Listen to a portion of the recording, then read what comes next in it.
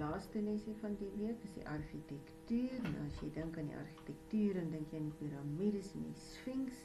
En ons gaan so 'n bietjie kyk na die piramides.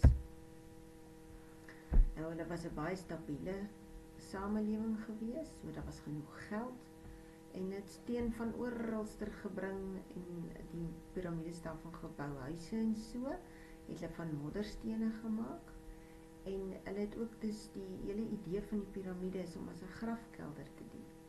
Grafkelder vir die fancy mense, die farao's en die konings en so, en dit word dan ook as 'n monument beskou.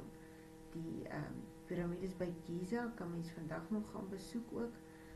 Baie groot toeriste aantreklikheid, as jy dit gesien het, het jy so 'n bietjie van 'n idee van hierdie konings en wat hulle als gedoen het, of wou hê.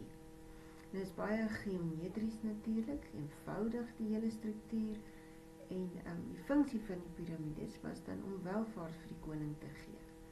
Nou, die vorms van die piramides sê hulle, daar kan jy sien by die 3 blokkies, dis 'n oerheuwel, of hulle kan glo dat dit 'n idee is tussen die hemel en die aarde, waar die gode dan met mekaar kan gesels, dis hoekom jy die piramide het, of dit kan 'n simbool wees van die sonstrale. Die sonstrale gaan ons ook uit soos 'n driehoek. Dan, as hierdie plek nou voltooi is, hierdie hele piramide, dan het hulle ook goud bo-op gesit, op die puntjie, en die kante is dan met kalksteen afgewerk. Behalwe vir die groot piramide, het jy ook die kleiner piramidetjies bygekry, wat vir die koninginne is, en dit is dan nou 'n belangrike deel, want die koningin is mos deel van die koning.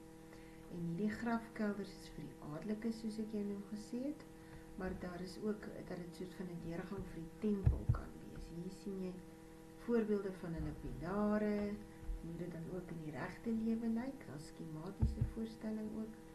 En so kyk hoe klein is daai mensie aan die linkerkant, so jy kan verstaan dat hierdie verskriklike groot strukture is.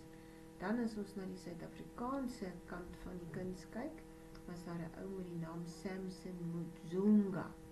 En sy hele idee het gegaan oor die wedergeboorte, sy kuns. Daar sien julle 'n foto van hom. Hy is opgelei, hy kom uit Wenda, en hy het natuurlik, soos ek gesê het, nie dood in die hele idee van wedergeboorte belang gestel. Hy het dromme gemaak, hulle noem dit die Ngoma drom, en dit was ook maar vir stamhoofde, hulle is nou nie daarin begrawe nie, maar die hele idee van die wedergeboorte kom daaruit na vore. Hy het die hele, ook die performing arts was deel van sy kuns. Jy gaan dit nou sien ook.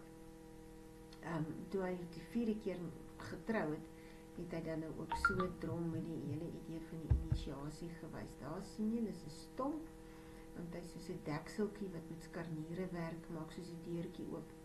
En binnekant ook met lap uitgevoer, en die buitekant ook, soos jy daar sien, en dan klim dude nou daar binne in, hierdie Muzunga ou, en trek hy nou ander klere aan as hy daar binne is, wat hy nou ook op die wedergeboorte gedagte dui. So dis amper soos 'n kus, maar dis eintlik 'n baarmoeder, en sy vrou op die drom geslaan, as hy nou hier binne inklim, en sy klere verander, en die hele idee van dat die slange en beeste en sulke goed is vir die Wenda kultuur groot belangrike ding, en die slang is dan nou die baarmoeder en die beeste is dan nou die offer. So ons praat dan ook van gebeurteniskuns, waar jy kommentaar lewer op die samelewing, so dis eintlik nie 'n opvoering, wat hierdie Muzunga ou vir ons gewys het. En daar's die einde van die